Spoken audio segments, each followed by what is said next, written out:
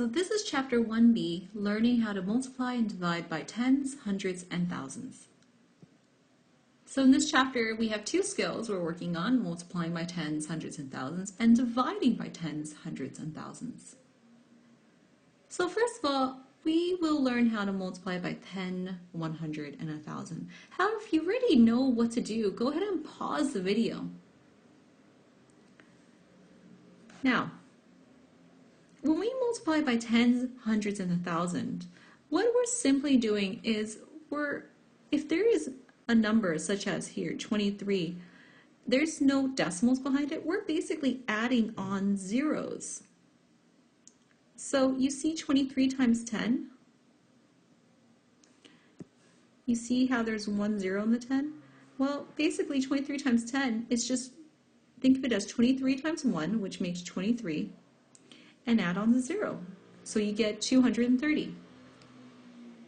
So if we follow that same theory, if we do 23 times 100, where there's 2 zeros, this is the same thing as saying 23 times 1, which makes 23, and just add on your 2 zeros. So what do you think the last one should be? Take a moment just to pause. So if you had 23 times 1,000, and you end up with the answer of 23 with 3 zeros behind it, which makes 23,000, you're correct. Because simply it's just adding zeros on. So what's happening is, if you think about it, this 0 is moving over from the left to the right, which goes into this one. Anytime we receive a number with a decimal and we're multiplying it by tens, hundreds, and thousands, we're basically moving that decimal to the right side. So if it's multiplying it by 10, we move it 1 time. If we're multiplying it by 100, we're moving the decimal 2 spaces to the right. If we're multiplying it by 1,000, we're moving that decimal 1, 2, 3 spaces to the right. So 0.14 times 10, well, 0.14 times 10. Remember, since there's 1 0 here, we move this decimal 1 spot to the right. So your answer becomes 1.4. So can you pause and see if you can do the next two?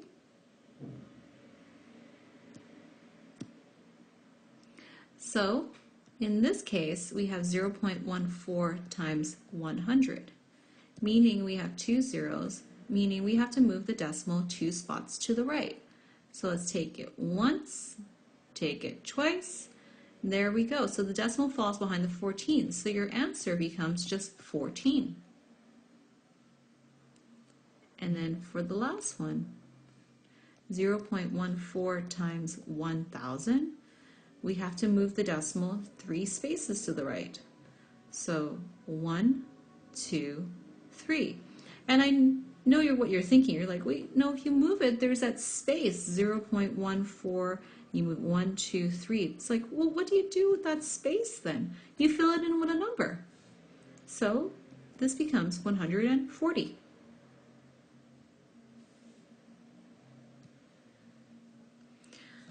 Division is the same thing, but instead we're canceling zeros or we're moving decimals to the left. So in this case, if we look at 2,300 divided by 10, instead of adding on zeros like we do when we multiply, we actually are canceling out zeros. So when we divide by 10, it means get rid of 1 0. So your answer in this case is 230. So if it's 2,300 divided by 100, it's saying, hey, look, you have 2 zeros. Cancel off 2 zeros from that number. 1, 2. So your answer is just 23. There you go. So it gets a little tricky now because you're like, wait, what do you do though if you run out of zeros? So we have 2,300 divided by 1,000. Okay, so we have to cancel out the zeros, but another way to look at it is, Imagine there's this imaginary decimal back here. We just don't put it down behind whole numbers because we don't need to. But there's always a hidden decimal. And like in the last slide, when we talked about multiplying, we move decimals to the right. When we divide, we actually move decimals to the left. So I have to move 3 spaces to the left. So going once, twice, 3 times. So my answer in this case will be 2.3. So why don't you pause and see if you can do the last one? So like I said, when we divide, we take our decimals and we move it to the left. When we multiply, we take our decimals and we move it to the right. So in this case right here, we are dividing, right? So let's try this last one. 2,300 divided by 100,000. So I have 1, 2, 3, 4, 5 zeros. That means I have to move my decimal 5 spaces to the left. So let's put down 2,300 down here and let's move that imaginary decimal that's at the very end. 1 space, 2 spaces, 3 spaces, 4 spaces, and 5 spaces. And again, we end up with no number there in that little gap, so we fill it in with a 0, put our decimal down, and there you go. That is your answer. The answer is, and we always put a 0 in front of the decimal since there's no whole number there, 0.02300. There you go. And actually, did you know that you actually can even just write 0.023 because those last 2 zeros don't really do much for the number? So either way, both answers are correct. So at this time, if it's the same idea for part B, why don't you go ahead and pause and try to do those on your own? Okay, let's do this. 25 divided by 10. There's no zeros to cancel out. I'm going to go ahead and put a decimal down, move it 1 space to the left. That makes 2.5. Okay, and the next one, 25 divided by 100. Okay, 2 zeros. All right, put down my imaginary decimal and move it 2 spaces to the left. 1, 2. So that makes 0.25.